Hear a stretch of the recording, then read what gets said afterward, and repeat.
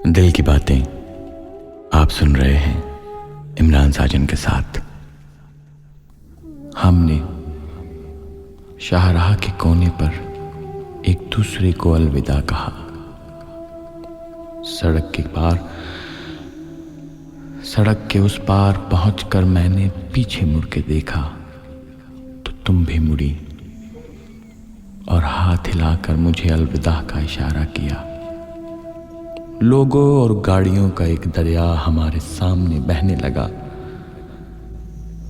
गो कि ये एक आम सी सपहर थी, सबके लिए एक आम सा दिन था, मगर हमारे लिए बल्कि मेरे लिए बहुत ही अहम दिन था।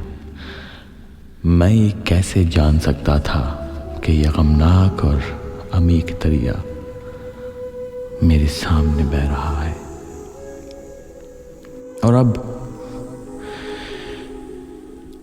इतने साल गुजरने के बाद मैं उस याद को ढूंढ निकालता हूँ और उस पर नजर करता हूँ। मैं सोचता हूँ कि ये झूठ था और शायद उस अलविदा के पीछे दायमी जुदाई थी।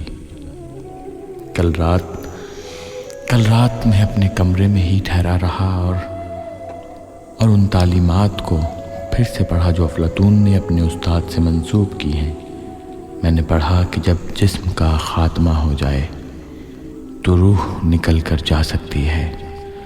और अब मैं नहीं जानता कि हकीकत इस यकीनी अलविदा में है या इसकी नामुबारक तावीलात में, क्योंकि अगर रूह को मौत नहीं तो हमें अलविदा कहने को ज़्यादा अहमियत नहीं देनी चाहिए। एक दूसरे को अलविदा कहना जुदाई का इनकार करना है। इससे मुराद ये है कि आज हम जुदा होने का ढोंग कर रहे हैं, कल फिर मिलेंगे। इंसान ने अलविदा की रस्म इसलिए ईजाद की कि वो किसी न किसी तरह ये जानता है कि वो लाफानी है, चाहे बज़ाहिर वो बेदलील और लम्हाती ही मालूम होता है।